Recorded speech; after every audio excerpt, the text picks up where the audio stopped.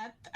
The question was, how can a patient discover these multi-omic treatment possibilities? I do a lot of work with our cancer support community of Atlanta to make sure that we do have genomic literacy material for our patients and their providers to really empower them to be advocates for themselves and for their treatment planning. And so I'm just interested to hear from the other panelists of how do you feel like we can kind of get this information out to patients to really advocate for themselves?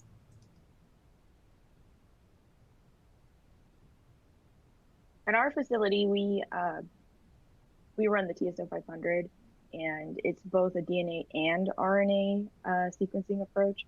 And our reports write up, the exact consequence of the variants, and then likely treatment approaches, be they FDA approved within the indication or off-label use. And then we also will recommend trials, just like this one here. I had two patients with NRG1 fusions last week, and I recommended this specific trial on those reports. So I think it matters who you're asking to write up these reports and have the sequencing done, whether or not they're very comprehensive in giving you the consequence of the variants and the treatment approaches down to clinical trial recommendations like this.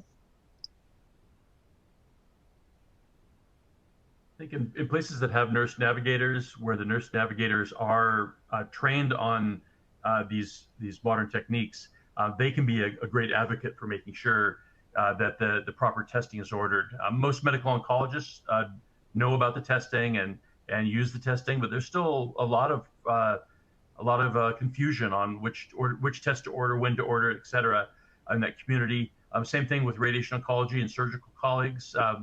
It's very hit and miss on how up to date people are in terms of the value of this approach in terms of therapeutic decision making. So unfortunately, patients end up being their own advocate too often than not, and that's not how it should be, but that's how it is. But if your oncologist is not up to date, there are many other places that one can look for information to try to get this testing.